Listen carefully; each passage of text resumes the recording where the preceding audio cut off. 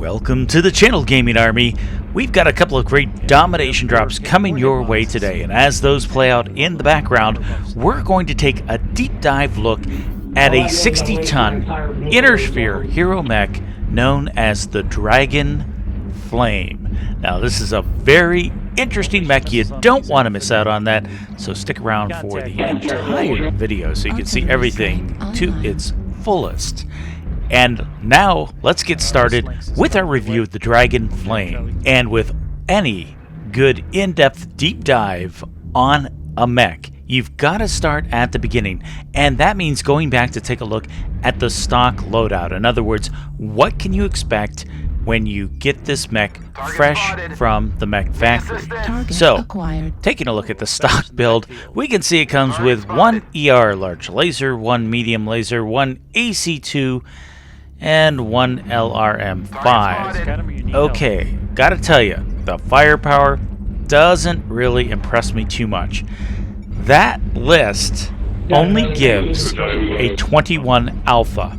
Now, while that alpha strike isn't overly impressive, that also means you're going to be very, very light on heat, and sure enough, when we check the heat skill on this, it's 1.67. That would be kind of expected. And this mech also has a top speed of 87.1 kph, which is fairly impressive as well. On top of that, if you look at it, there was a lot of empty room in this mech. That means there's lots of room for experimentation and tweaking of the mech, adding things in. There's a lot you could do with this mech, and those are all very important points to look for. So if you ever see a mech that is light on firepower but still has a lot of leftover room, you need to sit back and say, yeah, it might not be overly impressive in its current form, but what could this mech become? So while that last little bit of information may give you pause for a moment, it may not sell you yet on this mech. So let me give you more context for this, and that leads us into the quirk department. So checking the quirks on this mech, obviously it's a hero mech, so it's going to get the plus 30% CBL bonus range. Looking into firepower, check that out. Ballistic range plus 20%, ballistic velocity plus 30%, minus 10% heat buildup, minus 10% cooldown, and then look into survivability, plus 14 to 30% base armor across the mech, and another plus 15 to plus 18 to structure in the legs and center torso. And the cherry on top is this mech also comes with a plus 7.5% mech top speed quirk. So you put that all together and you can see this could be a very maneuverable beast of a mech on the battlefield. And speaking of the battlefield, let's get into the action on this domination drop on Vitric Station that's been playing out. I spent a little too much time earlier dealing with the Mad Dog and the Lanner down on the other side. I'm not going to make the same mistake on this hapless Griffin. We're going to take him out, and there is the kill shot. Let's stick with the Arctic Wolf as we head off in search of other prey, but I don't have a good feeling about this because the score is already 3-8, and that means it's only going to be a matter of time before we get swarmed. And sure enough, we've got two incoming on the high ground, something shooting me from the low ground, and oh yes, and it's a Fafnir to boot. He's got way more firepower than I do.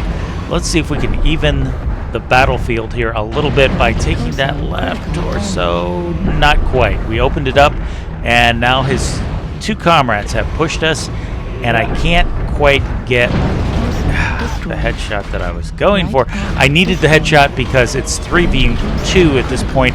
I needed to get us back on even footing, and now I'm just going to get swarmed. They're going to take me out. There's just not much I can do, and down I go. Switching over to the end screen on this one, we get our single kill.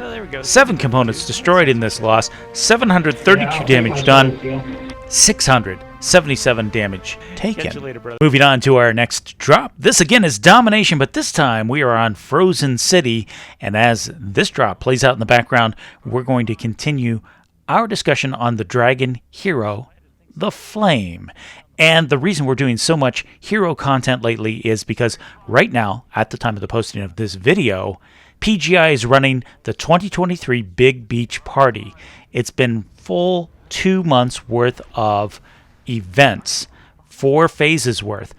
And the caveat here is at the end of this, if you have completed all 4 phases, you will have earned enough redemption points to pick 4 hero mechs with free mech bays for your very own. So all of this hopefully will give you lots of insight and information to help you with the choice process, because it is a bit daunting when you get to pick 4 hero mechs, 1 from each weight class. That's a lot of mechs to sift through. So let's continue our discussion here by getting into the meat and potatoes of this build, because most of you are going, you've made some major changes in the weapons department, Juan, and you are not wrong. My build is a complete gut job from the original, and looking under the hood, you're going to see why. That's because I've shifted out all of those weapon systems and now are running 1 heavy Gauss rifle in the left torso, 4 medium lasers. Not much else beside that. Now, I've made some sacrifices here and there to get this build to work, because while the heavy Gauss rifle does fit in the left torso, it doesn't leave you much in the way of leftovers. I think there's 1 empty slot available, which means you're also going to have to pare down the engine from, say, a light engine or an XL. You have to go with a standard engine. So all of this combined, here's what I've gained and here's what I've lost. I have gained massive amounts of firepower, and it's up high in the left torso, perfect for doing some peeking shenanigans with that heavy Gauss rifle. So my alpha went from 21 in the stock loadout to 45.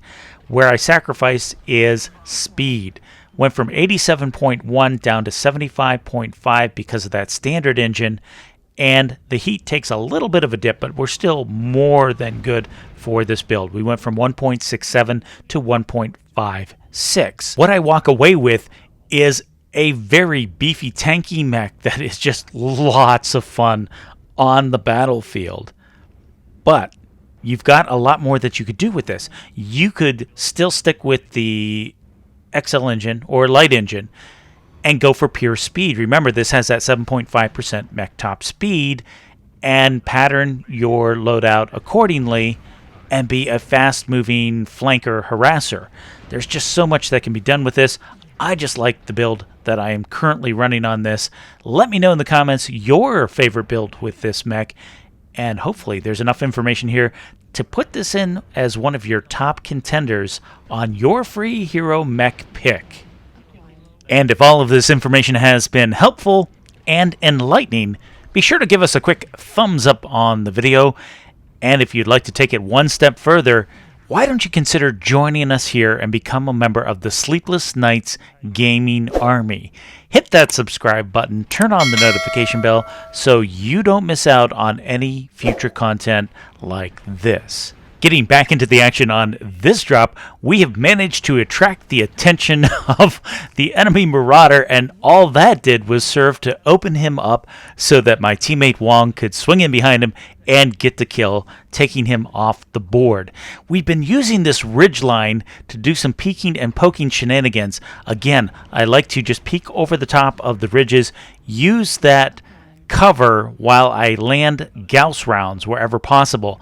Now I've got to be careful because that slope is a little steeper than what I would like. Doesn't offer me a lot of cover, and unfortunately I'm peeking the wrong side on this. I want to peek left side if I can, and yes, it looks like lots of enemies are focusing me from either side of this building. I need to get to some better cover. And while I cross this open, ouch, ooh, that hurt. Okay, left torso is open. That's not good. I wanted to get onto this right side area so that I could peek left more efficiently, but now my left side is open. Oh, and speaking of open, there is a blood asp down there. His left torso is open as well. Maybe we can get some extra damage done. Again, I wish I was peeking this from the left side. It would cut down the exposure. Oh, and here comes an enemy hellspawn. You sneaky, sneaky, dirty man, you. Yes, he is focusing me.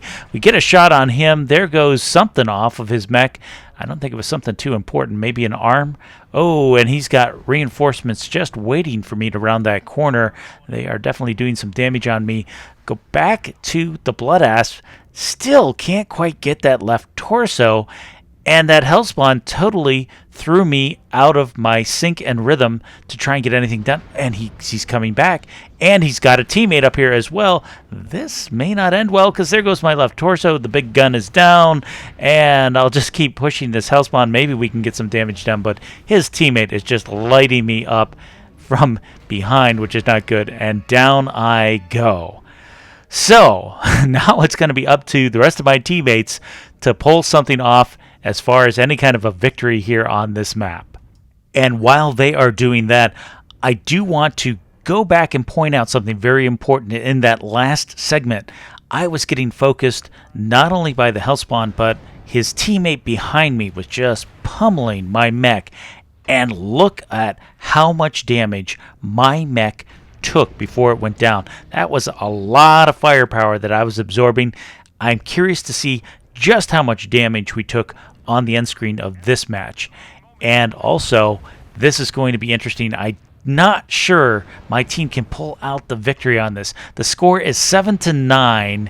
They're ahead by 2 kills, and the rest of my teammates are not even in the circle. So if they can't continuously damage the enemy, the cap timer is going to kick in, and it's counting down below 10 seconds, 6 seconds. I think it's going to become a cap victory for the enemy before we ever get close to anything as far as even footing on kills.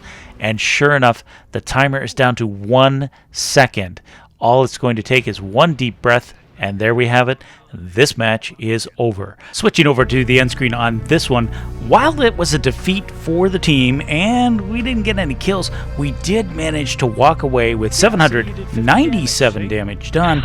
And look at that, 668 damage tanked in a dragon.